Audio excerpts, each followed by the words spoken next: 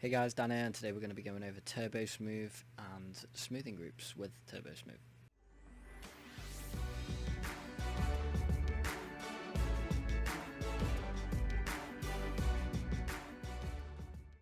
Right, so we're here with our cubes, you know how it is.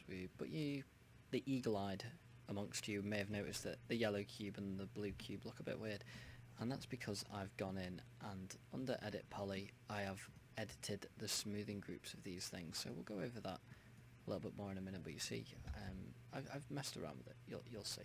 So when we turbo smooth a cube, right, we just have a normal cube here, yeah? When we turbo smooth it, this happens, yeah? And we can make a sphere of it. Those of you who didn't know that, that's very useful. Whack up the iterations here, and that makes it more or less detailed. 2's alright, 3's pretty good, 4's getting a bit high, but you know, it's still there. And 0 is just, you know, basically not having it on. And then we come here, right? And then we put our turbo smooth on here, and I've already set this up. Look what happens. Same cube, but it's curved. Go to the red cube. This time it's not doing anything. This is just a default cube, so that's similar to what would have happened over there.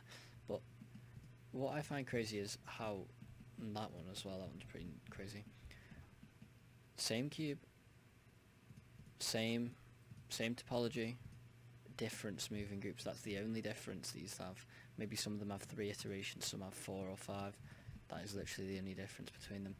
So let's go into it a bit more in detail as to how that works. So if we come here and we get our basically faces, yeah, well, what we can do is we can change them. So come down here, and those of you who didn't know, your smoothing groups are down here. You should probably have a good understanding of smoothing groups before you start watching this, so maybe go check that out.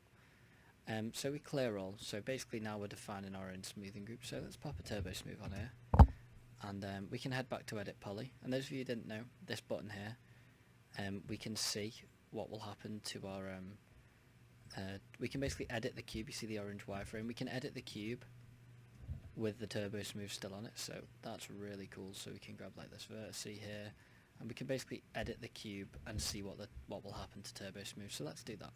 So we have our just try and, it's hard to imagine it, but just kind of concentrate on the wireframe of the, you see the wireframe of the cube, that's what we're selecting, but it actually appears to be selecting, you know, the polygon. So you see, it's just a wireframe. So anyway, we head over here to where our thingies were, our smoothing groups. Just scroll down there on the right, make sure you got face selected as well.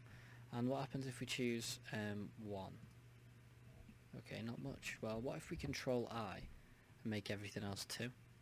Okay, not much happens there. Still, it's the same, Dan. What's going on? Well, we've missed out a crucial step here. We can choose this to be by smoothing groups. And now we've got similar to what was going on over here.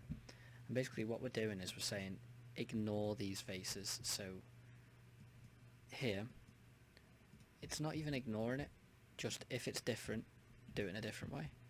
So if we Control A and we make it clear all, and we just make it all one smoothing group, that happens. Well, if we select this side and we cancel that and give that one 4, it'll do that. Give that one 15, get rid of that. It's now a cylinder. Take the top, make that one 15. We got this shape, and you know that this sort of thing is where it gets really interesting, because if you can get yourself a really nice understanding of how TurboSmooth works with smoothing groups, this would be quite a challenging object to create otherwise, you know, with all the perfect curves and stuff like that. And sure, maybe you can create it in other ways, but if you just knew exactly what you were doing, you were just like, okay, cool, here's our cube, let's go Control A, head down here, and we're just like, alright, head down to the bottom, clear all, and we're just like bang bang bang, put them on 1, and then Control I to select everything else, and we put that on 13, and then we just go into our turbo smooth, bang, look at that. And I can't really teach you guys these things, but you just have to teach yourself almost. So like, you know, take what I just shown you with our cubes here, our lovely cubes that never seem to go away, and almost take that and don't just look at it for what like, don't take it for what the surface looks like.